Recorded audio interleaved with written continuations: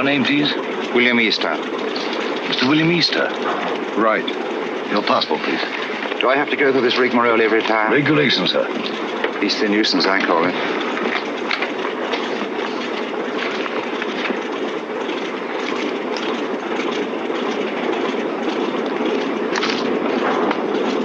You will receive your American visa in Lisbon. Will there be time? Definitely. We seem to have cut our time pretty close, Sir Henry. Have you a word, Sir Henry? Do you wish to make any comments, sir? Sir Henry, what is your destination, New York or Washington? I'm sorry, I have nothing to say. Sir Henry Marchmont, official business. Oh, Sir Henry Marchmont. Sir Henry, Joe? Good luck, Sir Henry. Thanks, I may need it. Shall I take your case, sir? Definitely not. Sir Henry, don't mind. I see. You think the old boy carried the fate of the Empire in that little black case? Perhaps he does. Time's up, boys. Roll it away. Lively now. Hey, just a moment. You're shy of one passenger. Hold on. Wait a bit. Wait, I say. I've got passage. Yes, all right. Your name, sir? Grayson's Lane. John Grayson, senior clerk, Paolo Nash and Paolo, solicitors, Chancery Lane. You've got it all there. Everything quite regular. Sorry to delay you. Missed the bus. Had to take a taxi. Fearful nuisance. Yes, sir. Hop aboard, will you? We're late now. Thanks. Thanks awfully. Sorry to delay. Thanks awfully. Right-ho, boys. Roll it away.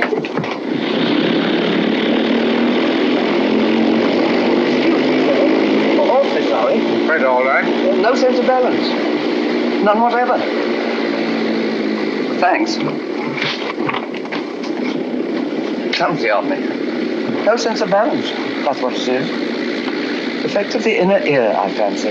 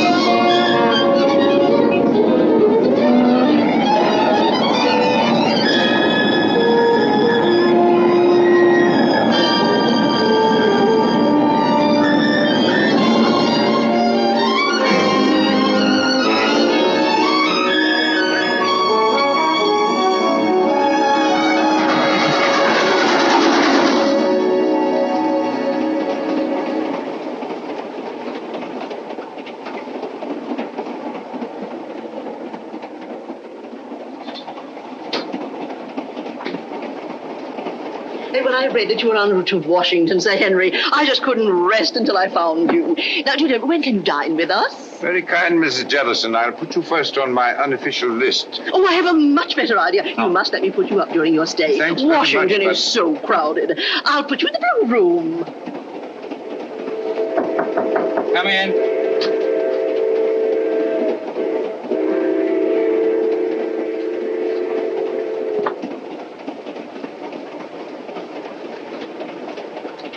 Thank you, sir.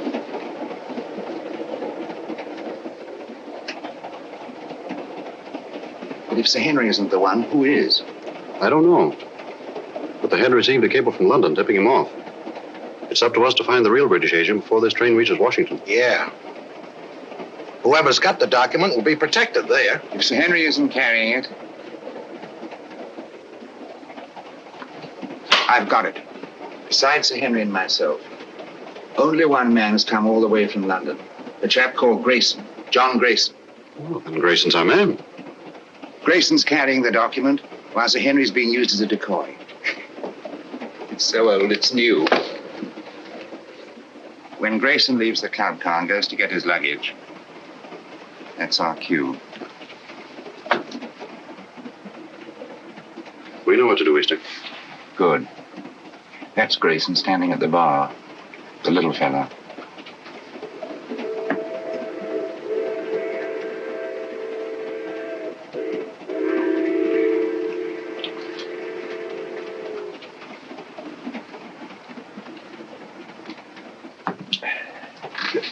Excuse me, sir. Don't give it a thought, brother. I'm in politics. I'm used to hard knocks. I'm Henry Babcock, Senator Babcock. How do you do? John Grayson. Sit down, Grayson. Have a glass of grape juice from my home state. Used to know a man named Grayson, mighty fine man. He was murdered. 2 grapes, George. Fire, sir. This book has got me all confused. I do wish you'd set me straight on the international situation. Rather large order, I'm afraid. Oh, you're so right, Sir Henry. One must take the broader view, I always say.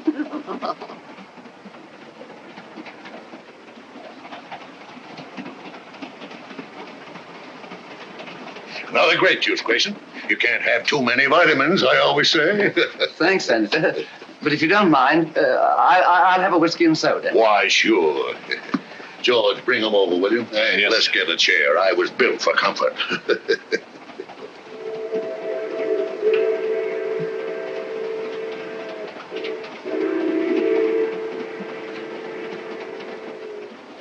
Jolly little beggars. What? Kept so myself as a lad. Till Mother got a cat. Shh. Don't say Z-A-D. Oh, sorry.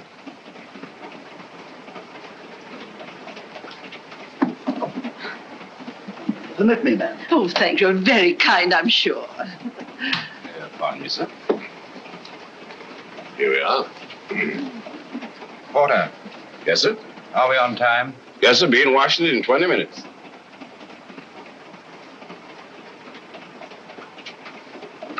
By the way, Grayson, what's your line? Line? Yeah, what business you in? What's your racket? Oh, I represent a London legal firm. Paolo, Nash & Paolo. Paolo. I used to know a man named Paolo. No, it was Marlowe. Couldn't have been the same fella. No, I suppose not. I've been making a tour of my state, getting the opinions of the home folks, taking a lot of their ideas back to Washington. I'd like to hear more of your activities, Senator. Give me your address, sir, and I'll have all my speeches mailed to you. You're quite too kind, sir. Sorry I have no card.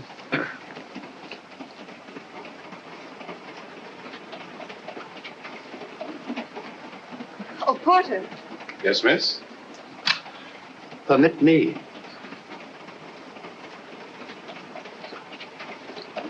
Thank you very much. Not at all. I'll be at this address for the next week or so. I hope. Thank you. I'll get my papers together. Pleasant meeting, my friend. Better look me up in Washington. I'll just get my bag. Thank you. Oh, I forgot to pay George. Excuse me, sir. What's the matter? Just a little blackout. Keep your seat. Just a little blackout. Keep your seat. Mice! Oh, dear. All gone.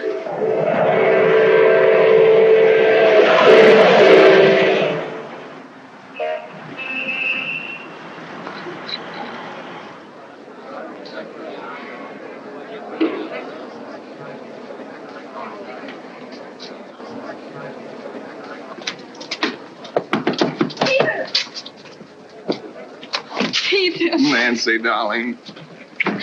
I didn't dream you'd be able to meet me. George. I got leave. Oh, darling, that's wonderful. Just 3 days. Oh, that's awful. We haven't a second to lose.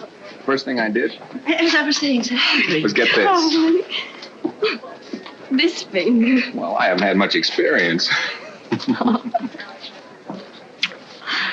Look, day after tomorrow, your aunt's giving us a reception. Until then, you and I are going to be a couple of busy people. Oh, I beg your pardon.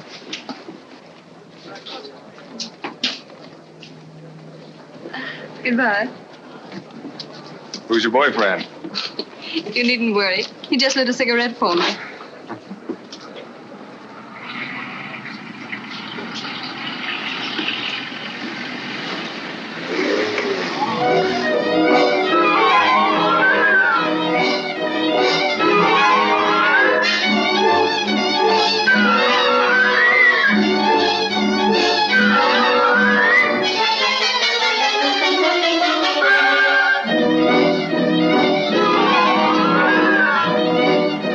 the BBC News Bureau, broadcasting from London. At this time, we present our regular morning summary of the news. A British subject has disappeared under curious circumstances. John Grayson, senior clerk in the firm of Parlow, Nash and Parlow, solicitors, Chancery Lane, has not arrived at his firm's representatives in Washington. Foul play is suspected. Deplorable, simply deplorable. It's the sort of thing that shakes your faith, by Jove. I say, Holmes, shakes your faith in everything. You alarm me, Watson. I've never seen you affected by the news, however startling. Startling, my dear fellow, it's devastating. Seen the scores? The Navy got 428 for 6 wickets against the Army at Lord's. May I draw your attention to the fact that really momentous things are happening in the world today? I know all about that. I'll get to them later on. Excuse me. Mind my egg, Albin. Oh, I'm sorry. With your consuming interest in the game, I'm surprised that you've changed your mind about running up to Lord's cricket ground this afternoon. It can't be helped. I had to put it off. How did you know I changed my mind? Elementary, my dear Watson. Invariably, when you go to a cricket match, you fill your flask with my best whiskey. Just now I noted in passing that the flask was empty. The single whiff informed me that it had been recently filled. Obviously, after filling it, you would pour the contents back into the bottle. Therefore, you had changed your mind about a cricket match.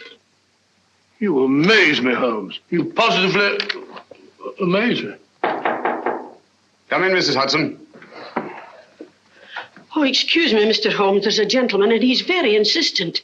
Well, I do declare he followed me right up the stairs. Didn't I ask you to wait? My good woman, you may ask me to wait, but not the British Empire. Mr. Holmes, I must talk to you immediately. How are you, Mr. Arons? That will be all now, thank you, Mrs. Hudson. My good woman, indeed.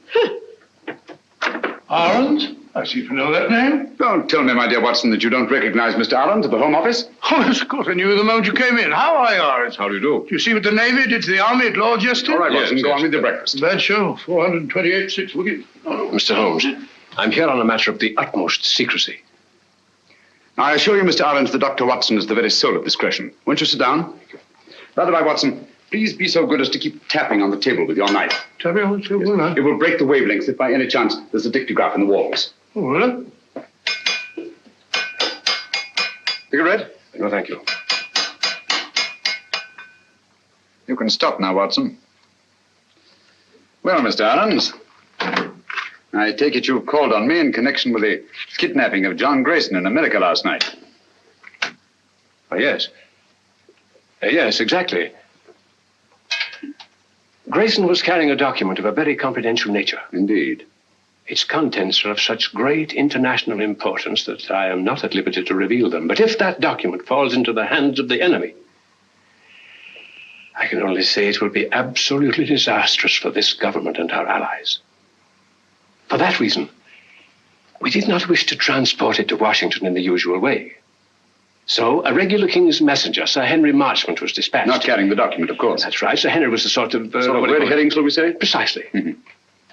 The document was actually entrusted to a reliable but insignificant man in our Secret Service. On his arrival in Washington, he was to make himself known to Sir Henry and deliver the document. Now, not even Sir Henry knew that this man, Pettibone, who traveled under the name of John Grayson, was the real messenger. Pettibone? Yes. Alfred Pettibone? Yes. Good man. None better. I've worked with him often. I hope you may be able to work with him again. But he's completely disappeared. He's vanished, gone, without leaving a trace. I can see the possibility of serious ramifications in his disappearance. Exactly. So far, we've been able to keep the knowledge of our loss from both the American and British public. Holmes, you must retrieve that document before it can be used against us. Of course, the Washington police have been notified of Grayson's disappearance, but even they don't know that he was carrying the document. Now, that's about all the detail I'm at liberty to give you. Well, if they've got Grayson, that is Pettibone, they must have got the papers. Not necessarily, Watson. It doesn't follow because they've got the man, they've got the document. What form was this document in? It was typed on 2 sheets of legal paper. 2 sheets? That's too bulky to swallow. And dry, Watson. Fearfully dry. Especially legal papers. Well, whatever shape the document was in, I trust Pettibone to get rid of it before anyone could lay hands on him. The document must be found before it falls into the hands of our enemies. I'm here on behalf of His Majesty's government to urge you to find it. That means going to Washington, of course. With all possible speed. A bomber is waiting for you at Croydon. Goodbye, Dr. Watson. Goodbye, sir. Goodbye, Adams. Goodbye, Holmes. Good luck. Thanks very much. We're relying on you. Well, Watson, we're off to Washington at once. America? I say, that's exciting. I've never seen a game of baseball. Let's go and start packing at once. First, I'd like to take a look at the home of Alfred Pettibone. Come on, Watson.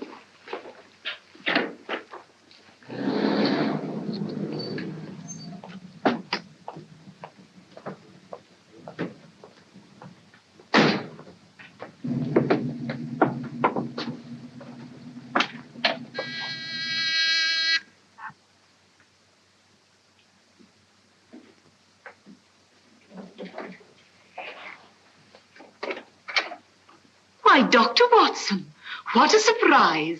And Mr. Holmes, won't you come in? Thank you. I'm frightfully sorry, but you won't find my son in. He's gone to Washington. Some business or other. Poor fellow, I'm afraid that he'll never get used to the climate over there. Would you mind if we looked over your son's room? Why, of course. It's upstairs. Thank you. Some friends told me it's very, very muggy, very sticky. I had a letter from Philadelphia the other day. You'll find his room in a dreadful pickle, Mr. Holmes. Quite literally is. If I as much as put my nose inside, as if I cared anything about his silly old collection.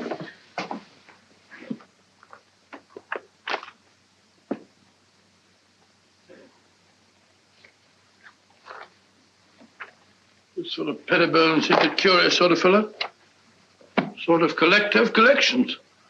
Postage stamps, military buttons, butterfly, bugs, snapshots, all sorts of rubbish. Yes, I shall write a monograph someday on the noxious habit of accumulating useless trivia.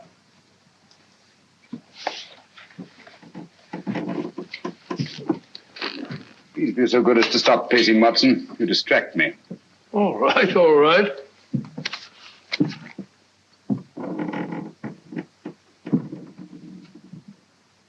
Unless I'm greatly mistaken, our friend Pettibone did not carry 2 pages of legal paper when he left this room. I wouldn't be too sure, Holmes. Ashes are deceptive, you know. On the contrary, my dear Watson, the rag used in our official documents leaves an ash that is unmistakable. Oh, do stop pacing. I'm not pacing. I've moved an inch. I'm sorry, old fellow. My error.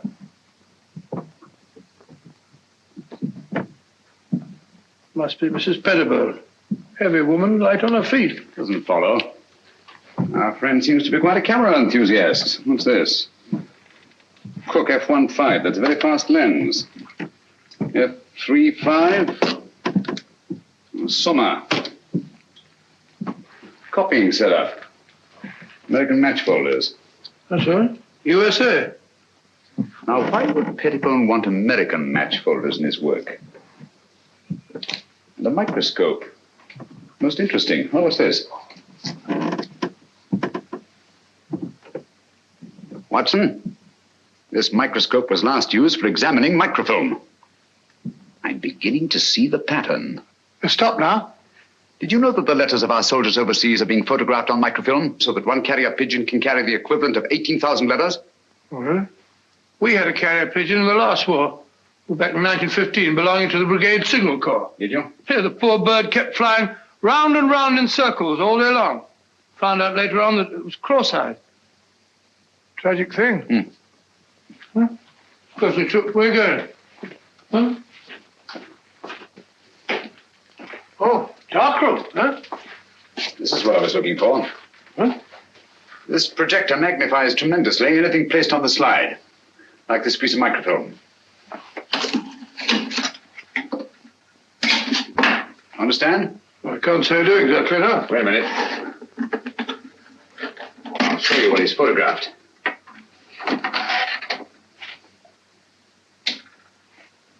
Oh, it's a match folder. What do you want to photograph that for? Probably to line up his equipment before he photographed the document. We've got it, Watson. A cover? Yes. Come along. Oh, it's all as clear as mud to me. Just as I thought. This document has been reduced to microfilm to make its concealment possible. Alfred Pettibone is a most ingenious fellow. A bulky document is obviously difficult to conceal. But 2 pages of estate paper, photographed on microfilm, would be reduced to a size no larger than a halfpenny stamp. Slitting a match folder with this razor blade, Pettibone placed the now minute document inside, stuck it together again, and there he had it. An American match folder, rare in London, but completely inconspicuous in the United States. Do you mean to say we're off to America just to look for a match folder? It's a big country. A big country, Watson. And a small match folder. Come along.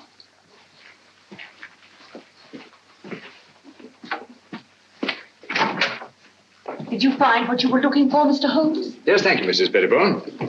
By the by, you haven't been up on the roof in the last 20 minutes, have you? Why, no. What made you think... Well, we distinctly heard footsteps. Nonsense, Watson. It was the house settling. Gracious, yes. Such popping and groaning. We're quite used to it. Thank you. Goodbye, Mr. Holmes. Goodbye, Mrs. Pettibone. Goodbye, Dr. Watson. Goodbye. So sorry you missed Alfred. I'll tell him the minute he gets back. Gets back? Oh, yes, of course. Well, goodbye again, Mrs. Pettibone. Just a minute, Watson.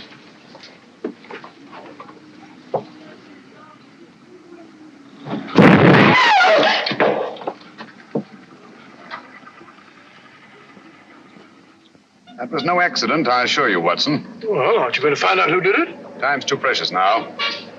But at least I know they've learned of my entry into the case. They? Who are they? The same group that took Alfred Pettibone off the train on his way to Washington. A group that will stop at nothing to get their hands on the document he carried. Their leader is a clever, resourceful criminal who seems to have sources of information from everywhere. Oh, that means a worldwide organization. Who'll stop at nothing, you say? Quite. That's why we must get our bags and ourselves aboard that bomber without delay. We're opposed by an adversary worthy of our best efforts. At present, he has all the advantages. Even that of being only a merciless, nameless shadow. Think of it, Watson. In a few hours, we'll be flying out over the Atlantic.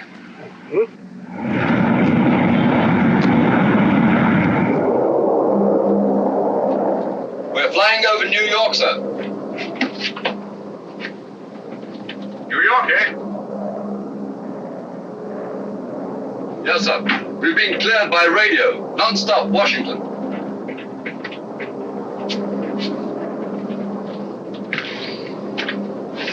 What is that book that so engrosses your attention, Watson? A book on the quaint customs and manners of America.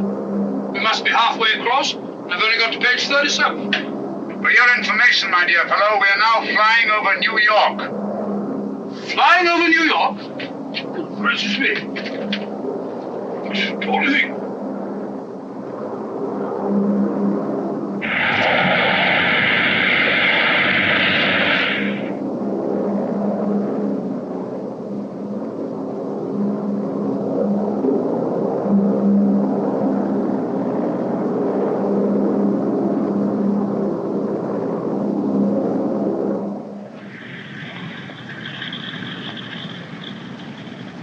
This is the embassy car, Mr. Holmes. You're being very helpful, Mr. Lang. Detective Lieutenant Grogan of the Washington Police. How do you do? Welcome to Washington. Thank you. This is my associate, Dr. Watson. How do you do, sir? How are you? I suppose I should say, how are you, buddy? What's cooking? Oh, come along, Watson. Oh, so it's in the book. What's cooking?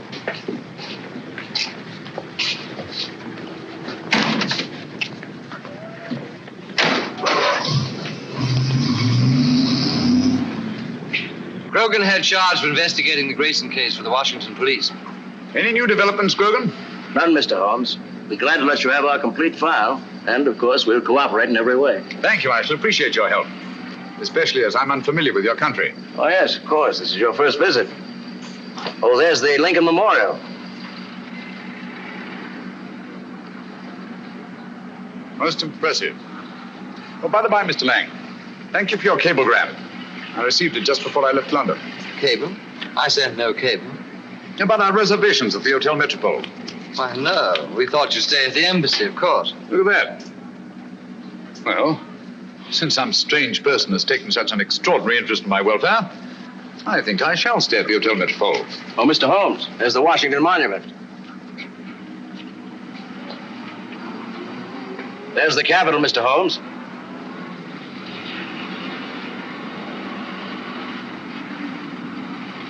Magnificent.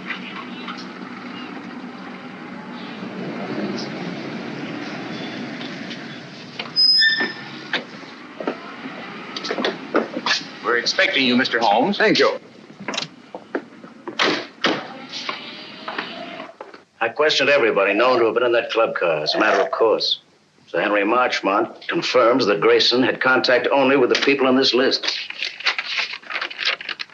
Now, he had a drink with Senator Babcock, and he chatted with a Miss Pringle about some mice she had in the cage, and he picked up a book dropped by Mrs. Jellison. Not very much to go on. How many of these people have been attacked already? I've heard about your deductions, Mr. Holmes.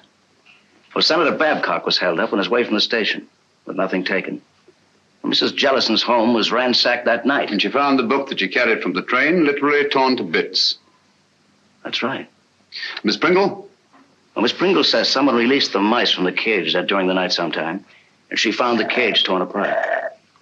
What happened to the mice, I wonder? An intriguing line of thought, Watson, but not essential to the case. Mm-hmm. Apparently, Grogan, they're still looking for the document. I'd very much like to have a look at that club car. Well, that'll be easy. I have the car held in a siding in the railroad yard. Good. But we've searched the car thoroughly, Mr. Holmes. We couldn't find a thing. Well...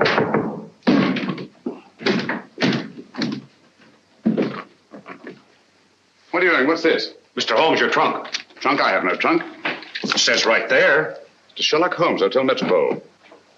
How was this trunk delivered? An expressman brought it, sir. What's the name of the company? Do you remember the license number? Naturally, I didn't notice that. I just signed for it. All right, thank you. That'll do. Well, this trunk's not locked.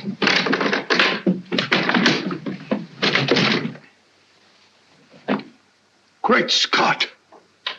Poor chap. You recognize him, Mr. Holmes? Yes. Who was he? The man we're looking for, John Grayson. His real name is Alfred Pettibone. British Secret Service. Why should they send the body here? Obviously to frighten us. Or to tell us they know that Sherlock Holmes is on the case. Gentlemen, they knew we were on the case as early as their attempt on our lives in London. They're much too intelligent to believe that a corpse would frighten a trained detective. No, I rather think they intend this as a message. And they wanted to be sure that I'd be here at the Hotel Metropole to receive it. Message? What do you mean? They want us to believe that they found the document, and therefore have no further use for Grayson. Well, if that's true, then we're done for. I'm not so sure that it is true, Watson. If they have the document, why are they wasting time sending me this? No, it's an attempt to throw me off the track. Rogan, you've a police laboratory, of course. Certainly. I'll see what I can find out about the body. Yes, whatever marks it reveals. And the trunk. A microscopic examination. Everything about it. The lining, the blanket in which the body is wrapped, everything. Let nothing escape. We have the best police laboratories in the world, Mr. Holmes.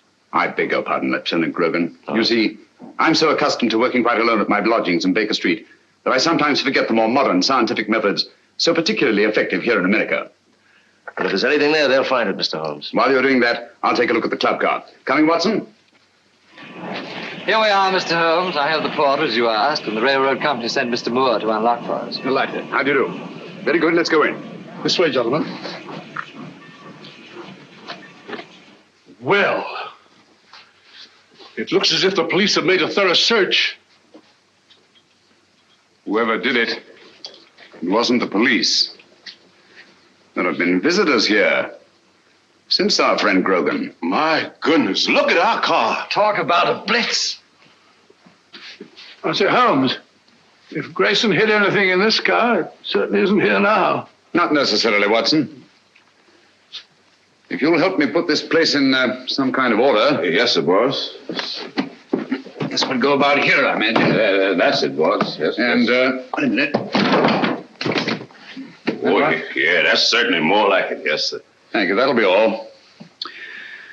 Watson, will you be Mr. Grayson for the moment? Grayson? Oh, if you want me to, old man. What do you want me to do? You're having a drink at the bar. Oh, drinks. Oh, that's not a bad idea. Drink at the bar. Bring me a whiskey and soda, will you, Stuart? Stuart? Sorry, Dr. Watson, but the bar's closed. Oh, says the bar's closed. According to Grogan's reconstruction of the scene, let me see. Yes. Grayson pauses at the bar while Senator Babcock moves across and sits down here. Do you mind being Senator Babcock for the moment, Watson? Going up in the world. Sit down, please. Now, Miss Pringle is seated there. Over there, Watson.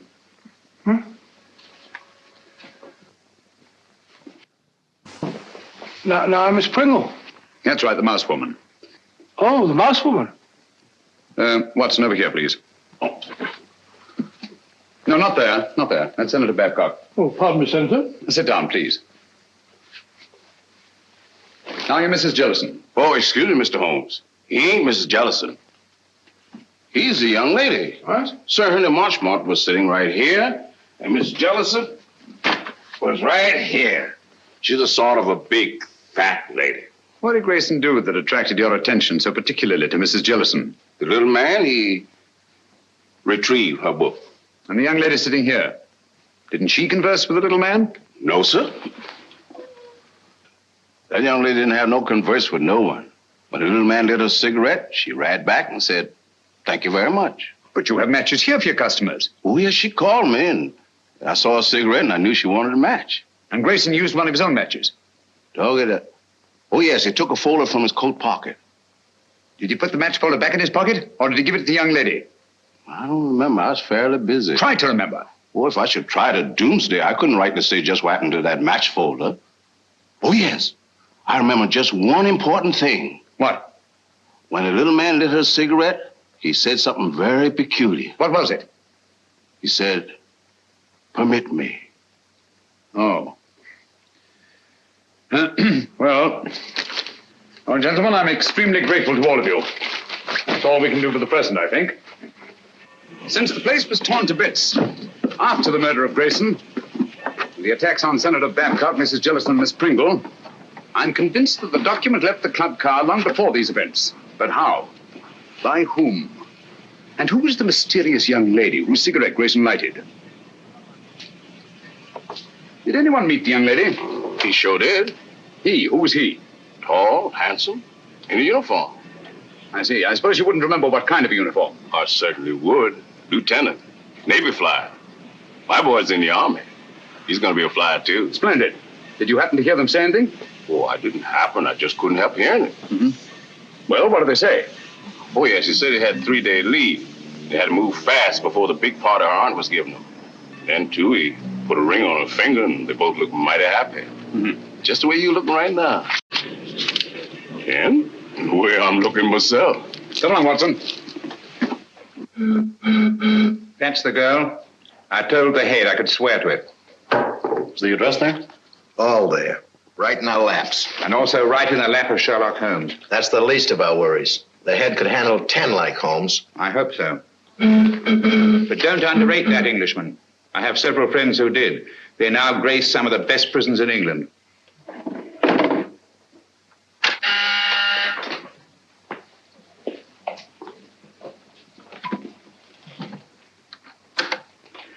Yes, sir? I talked to the catering company. It's quite all right. They could hardly refuse me. It's the Acton Company. The Acton Catering Company. Yes, sir. I know what to do.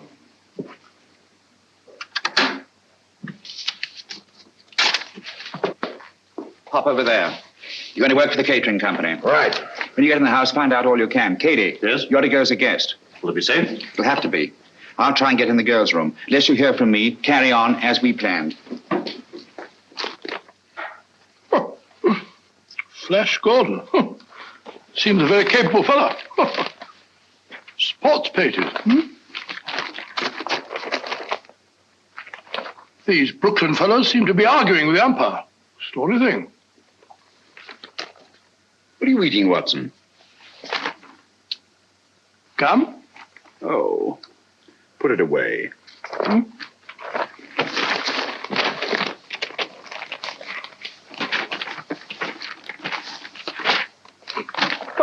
Never seen you take an interest in the society columns before. It's a concern I'll drop at once, I assure you, Watson. You found what you're looking for? Well, how do you know this is the girl? It would be an extraordinary coincidence, wouldn't it?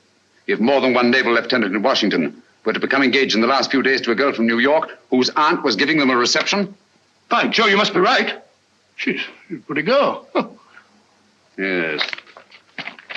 He's walking around with a dynamite in a handbag.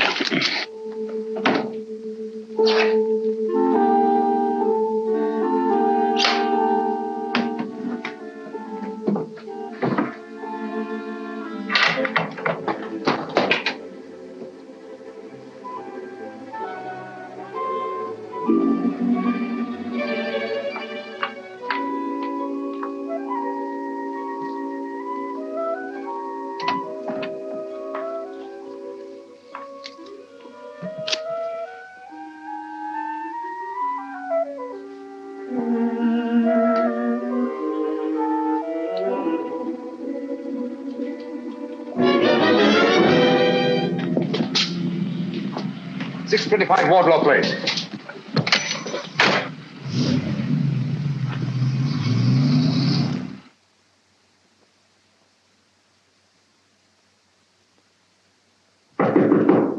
Who is it? Me, Pete. You can't come up here. I did, though. One get you two. That party's gonna be awfully dull after this. Let's not go. Let's go away and get married. You've only got one more day. That's an idea. No, we can't do that, Danny. I'll tell you. Let's sneak a look at the new apartment. It was awful sweet of Auntie to give us the whole floor of this house for our apartment. The least we can do is let her have the fun of showing it to us. Okay. Let's face the party.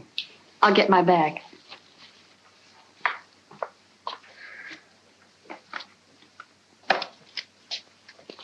Thank you. Oh, no, you don't. That's the way I got them.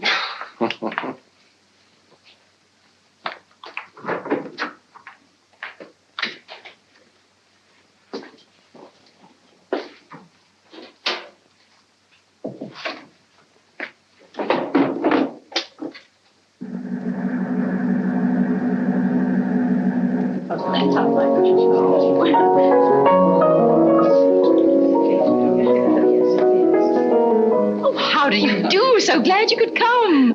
This is Mrs.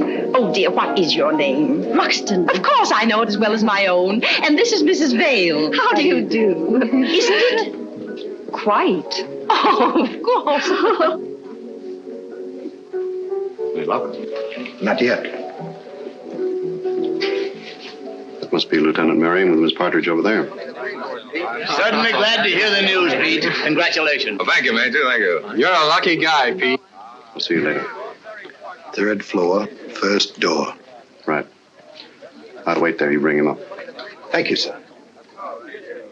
A toast to the happy couple. A toast. Very good. Happy landings. Yeah, well, no, certainly.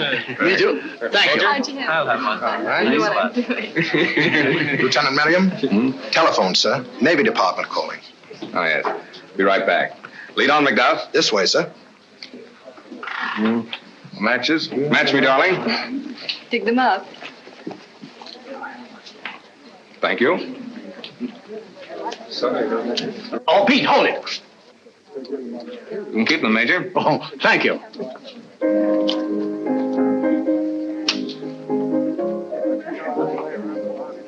Thank you. Not for me, thank you. No, thank you. Why up here? They said it was private. There's a phone in here, sir. Hey, it's my new apartment. Miss Partridge didn't want me to see it till after it was finished. Here you are, sir. Why, the smell of paint, sir. In here, sir. Thank you.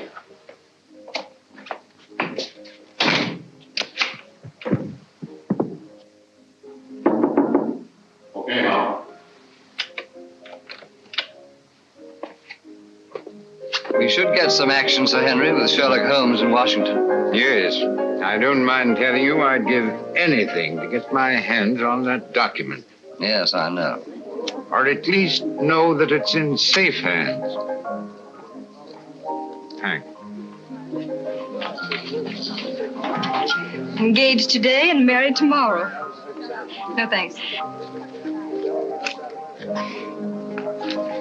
Have you a match? Miss Partridge? Yes? Lieutenant Merriam asked if you would come to the new apartment. But he's not supposed to see it yet. The new apartment? He must think you're already married. Yes, I don't dare let that man out of my sight. Excuse me, will you please? Surely.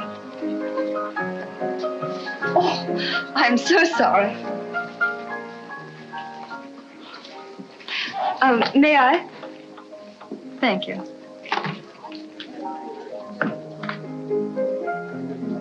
This way, please. Oh, I know the way, thank you.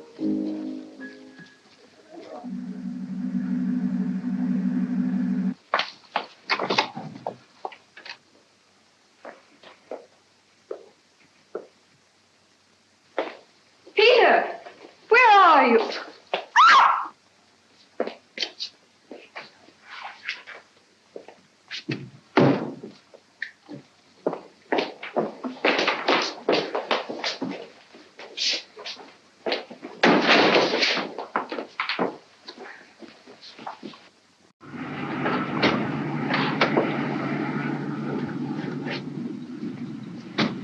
Well, here we are, Grogan. Good connection. We'd better go into the party. Well, I think you better go in first, Mr. Holmes. I'm not very good at this sort of thing. I think you do all right.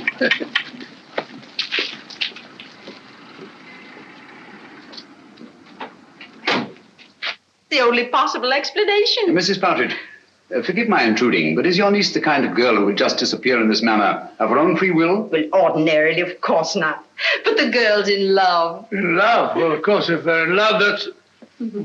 Even so, they'd naturally tell you of their destination. Really, I've no idea. Oh, but they'll be back here again tomorrow. You see, I prepared an apartment for them, an entire floor in this house. By the by, Mrs. Partridge, I gather the rug you ordered for the apartment was not entirely satisfactory. Oh, those tiresome workmen. I told them not to come in here this afternoon, but they did. And walked out with the rug, which they no doubt informed you had been sent by mistake and would be replaced tomorrow. Yes, but however did you know that? Show me the apartment. Yes, there were 2 rugs there. One for the living room and one for the dining room. Well, your workmen wear rubber soled shoes, do they not? Oh, yes, always. Their company requires them to. Nevertheless, there have been leather heels on this floor. And a woman's heels. Very recently, I should say. Not yours, Mrs. Partridge. But recently enough, so that no dust has had time to settle in the imprints. Stay over there, please.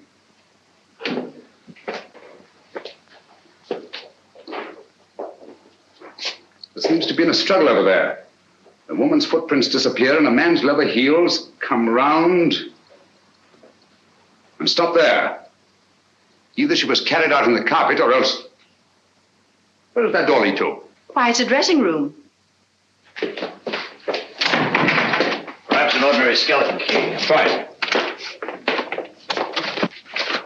Watson, this is a matter for you, I'm afraid. Excuse me. Who is he? Is it Miriam? Peter! Take it easy, Mrs. Partridge. Let the doctor examine him. How is he, Watson? Nasty crack of the head. Nothing serious, thank heavens. Is there somewhere where you can lie down? Of course. Poor Peter. Take him to my room. Yes, I'll put your arm around my neck. That's the don't you? Mr. Holmes, you must find Nancy. Quite. Poor Peter. That girl disappeared right from under our noses. It's unbelievable. I better try to trace that truck. That won't lead us anywhere. Our antagonist is too clever for that. But the girl must be found immediately. You're sure the police chemists found nothing definite in their examination of the trunk? Not one thing pertinent to the case. What about Grayson's body and the blanket it was wrapped in? Nothing. Every object connected with this case has some kind of story to tell. Do you think they'd mind if... The laboratory is completely at your disposal, Mr. Thank you. Dr. Watson and I will go there at once. Usual findings on the trunk, Mr. Holmes. Bought in Washington, been banged about a good deal. All labels removed. And the body? No marks of any kind. Very well. If you need me, call. Thank you.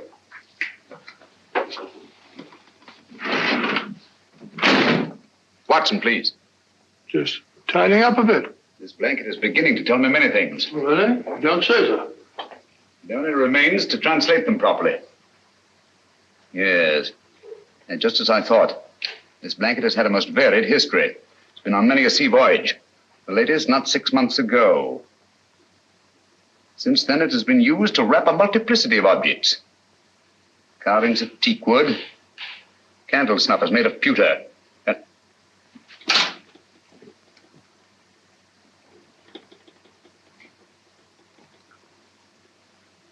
And furniture. Furniture? Yes. Teak wood leaves an unmistakable stain. Pewter rubs off easily. And there are evidences of wax drippings. But what particularly concerns us, Watson, is the furniture. Most likely a chair. Louis the 15th. In yellow and maroon satin. What do all these things suggest to you, Watson? Let me see. An aunt of mine, Matilda, lives in Brighton. Very old-fashioned. Very aged. Exactly. Antiques. We've a lot of ground to cover before nightfall. Ground? What ground? If necessary, all the antique shops in Washington. A-N-T-I. There we are, antiques. Antiques? What connection is there, Louis XV's chair with this Partridge girl? This sliver of wood came from a Louis XV chair that had once been wrapped in that blanket. From other evidences the blanket supplies, I deduced that it's been used in an antique shop, and whoever controls those antiques murdered Grayson and kidnapped the girl. What? That's it, Watson. Come along. Before the girl's kidnapper becomes her murderer.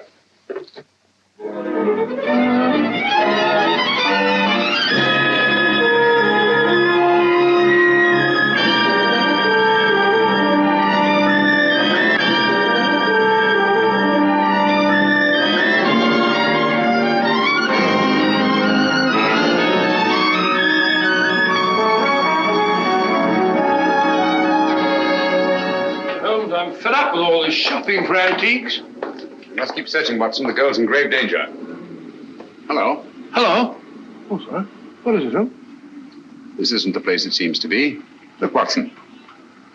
Those cabinets. Obviously imitation, and yet they're priced as if they were authentic.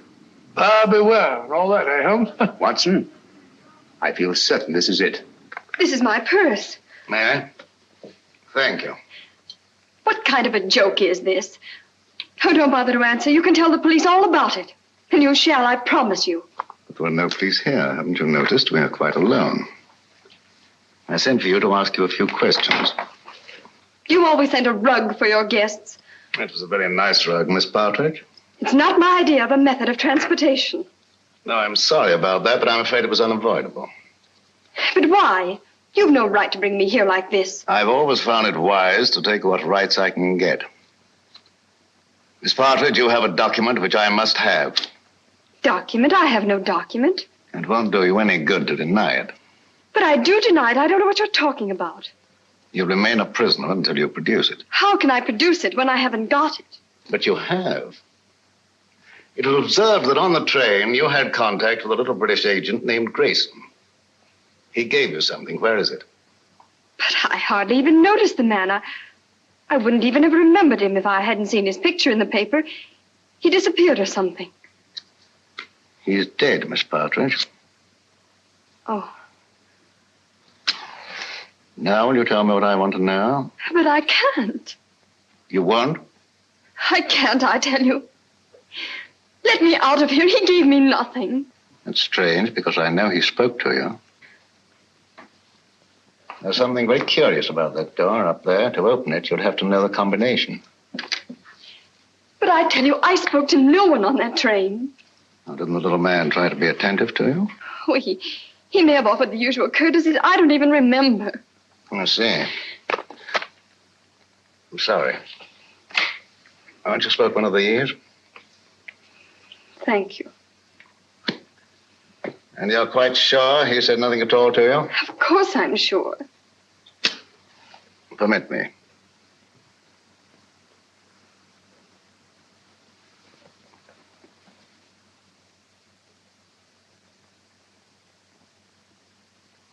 And you're certain that nothing passed between you?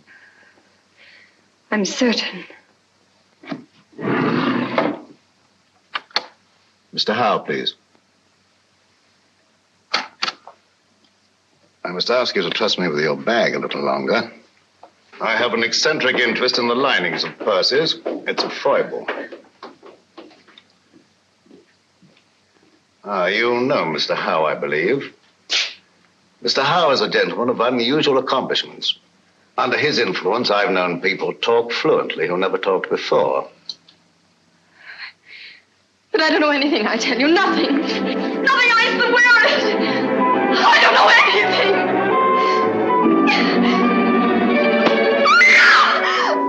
You stay out here. I'll go inside. I'll assume the character of an eccentric art collector. As soon as I'm convinced that this is the place we're looking for, I'll signal to you. And you get Grogan and bring him here on the run. But don't lose any time. An extra second may cost a life.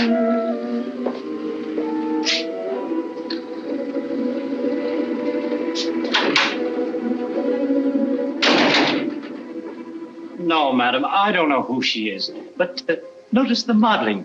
It has good symmetry, good lines. Oh, I'll be right with you, sir. No, thank you. I'll just take a look around.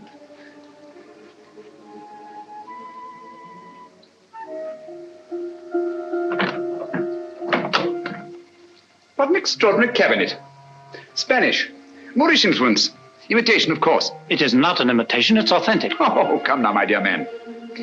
Ah, may I see some of these ceramics?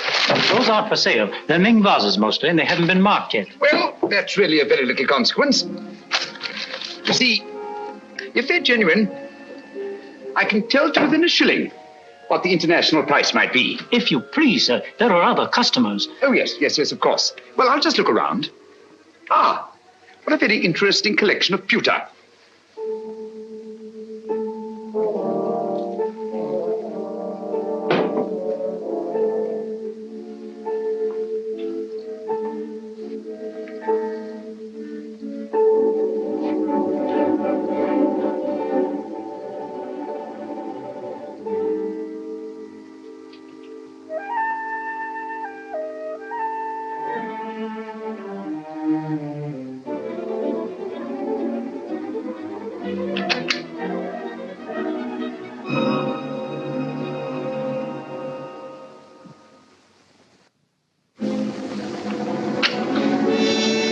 That'll be $500. Now, would you just give me the address where you want it sent? Yes, Mrs. J. Wellington, Jr.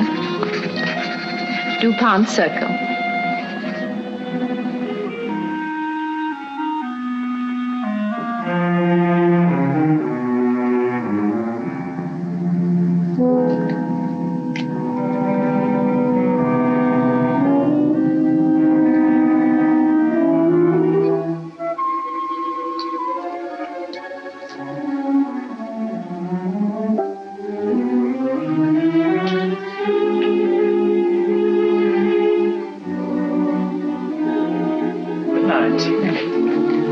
Good night. I'll have it sent out in the morning. Oh, dear. I'm most terribly sorry. You've broken one of our best pieces, sir. Ming Dynasty. Tang Dynasty. Not Ming. Definitely not Ming. It is my business to know, sir. The pottery is Ming and worth $2,300. As we're closing for the evening, I must ask you to settle at once. Oh, nonsense, my good man. Tang pottery is worth $600 at best. Just a moment, please. Yes, of course. Hello? What's going on up there? A customer dropped a valuable piece of pottery. I'll finish with him immediately. How can you say that it's Ming? 2,300 fiddlesticks. You asked $2,300 for something that's worth no more than $600. I demand to see the proprietor. Now, wait There a are minute, bureaus for the protection of innocent customers. Show me to the owner of this establishment, or I'll turn the entire affair over to my legal representative. Ming, indeed. Just a minute. What chicanery, what skullduggery. I mean to put an end to it this very night. Ming for Tang, indeed. And I won't be put off. Call the proprietor immediately. Very well. Just a minute. Yes? This man's mad. An eccentric collector. I can't get rid of him. Insists on seeing you in person. All right, stall him for half a minute, then send him into my office. I'll get rid of him, and quickly. Oh, how? No screams till the customer's gone.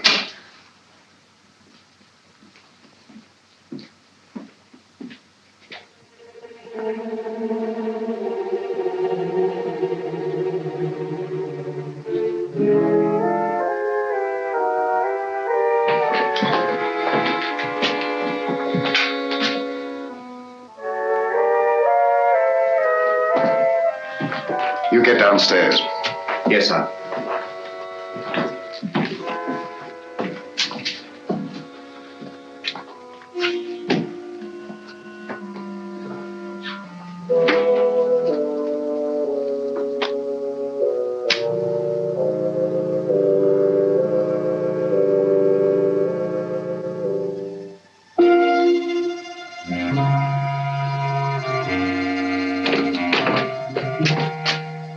I'm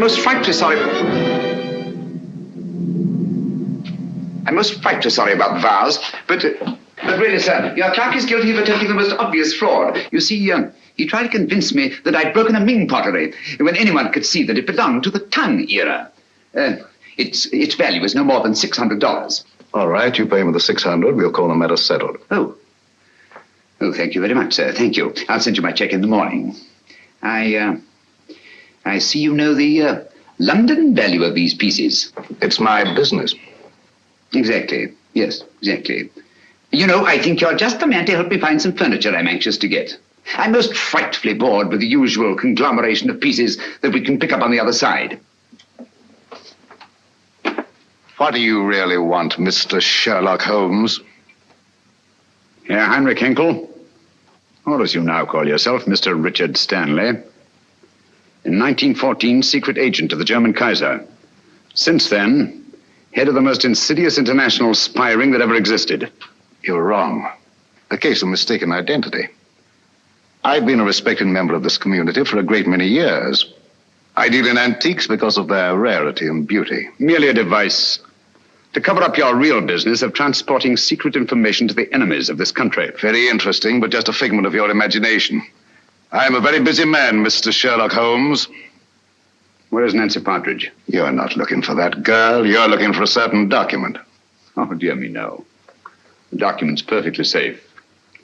You see, the man who has it doesn't know he has it. That's a very pretty tale, but quite untrue. The only man who had any contact with Grayson on the train was Senator Babcock. The senator doesn't have the document. We took the trouble to find out.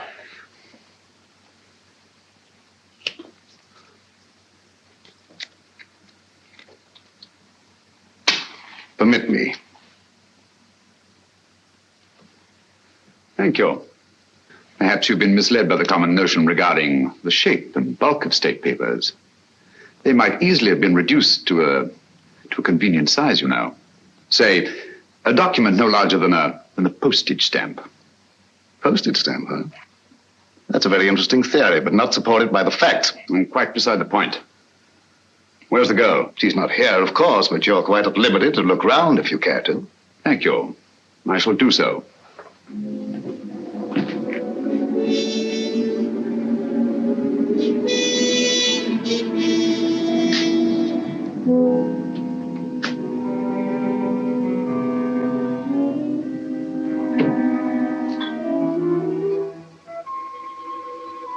Interesting piece.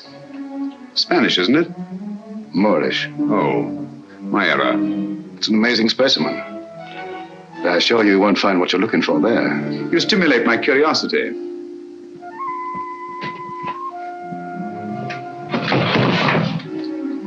This might be interesting.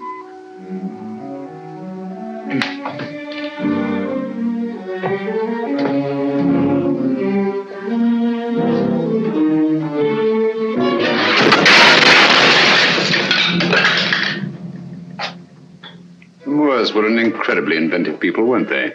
Yes, it was in shocking condition when I got hold of it. But I had it restored. It's very lively now, but old-fashioned. If that's the best you can do, Mr. Stanley, I think I may safely examine the rest of the room. Now help yourself. Thank you. Take your hand away from that drawer. Mr. Holmes, you didn't think I was going to draw a weapon. I never touched the things. How odd to find you squeamish.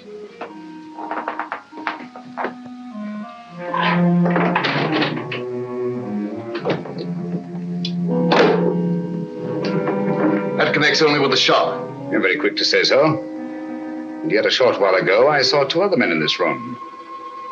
And they didn't go back into the shop, so there must be another exit. And perhaps another room. Yes, Mr. Stanley, what is it? Bring Miss Partridge here at once. Excellent, Holmes. I see your voice hasn't lost its flexibility. And my hand hasn't lost its cunning either.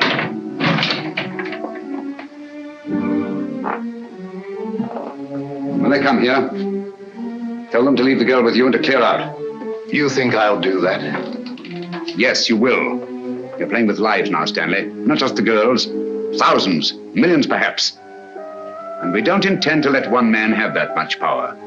Not now, nor at any time in the future. I prefer you alive to face the retribution that's coming to you. But if I have to do it...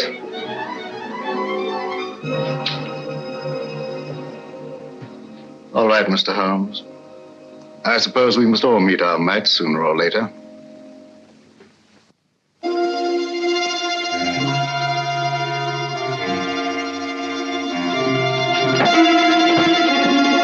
That's enough, boys. Take your hands off him. Well, Mr. Holmes?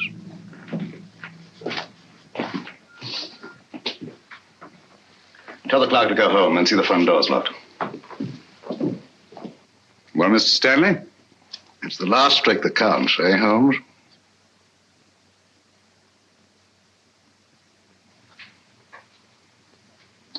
I'll remind you of that later.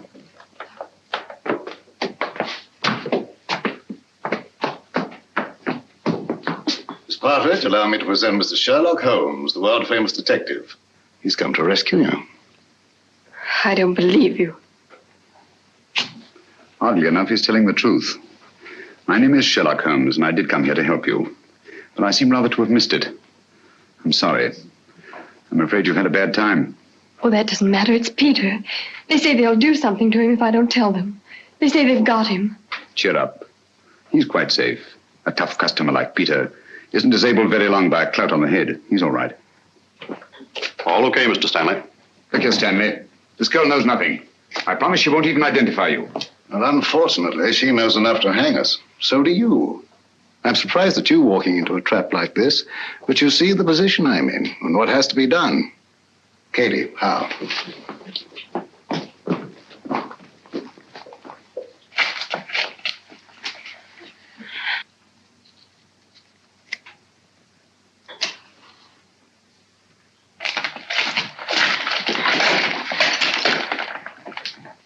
It will give me great pleasure to attend to Mr. Holmes personally.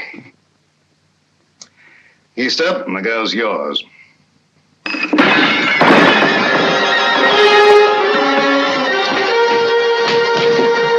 It's the police! Open up, it's the police.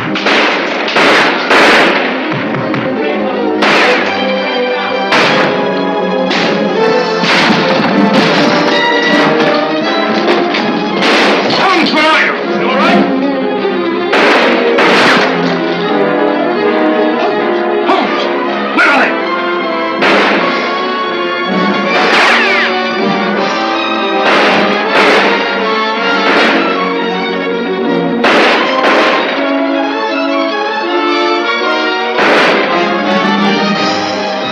Damn it. Thank heavens you're safe.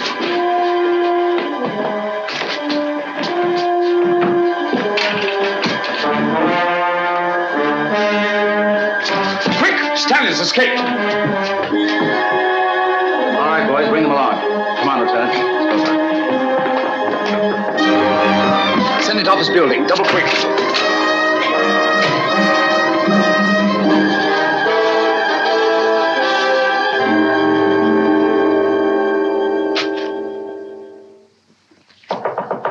Come in. I'm glad you're safe, Senator. Safe? No man is safe. Look at the way my constituents snipe at me.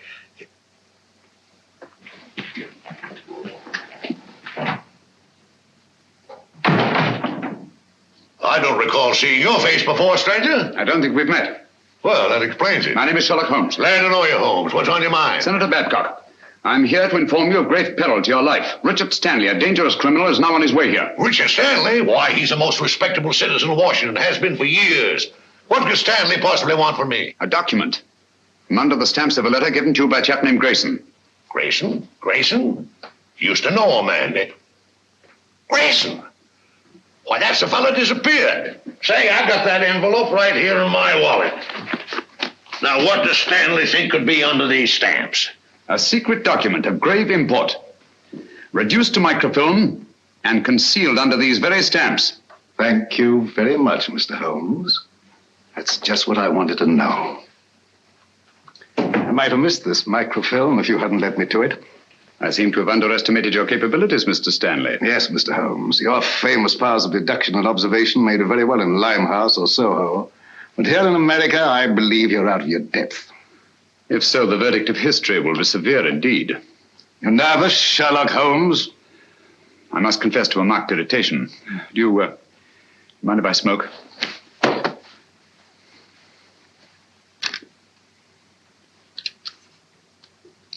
Thank you.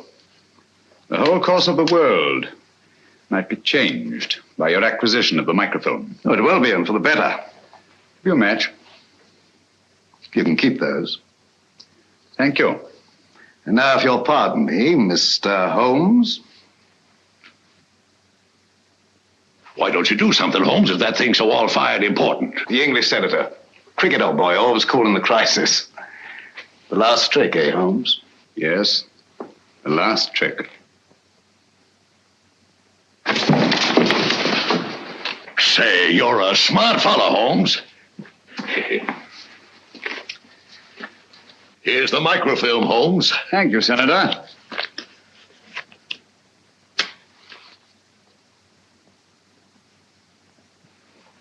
I say, Holmes.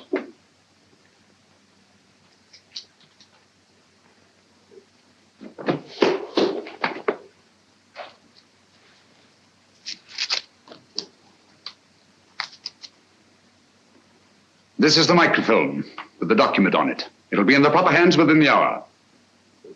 As I told you, Mr. Stanley, the man who had it didn't know he had it. Well, come on, let's go. Well, it'll be nice to get home to Baker Street, eh, Holmes? Yes. But this is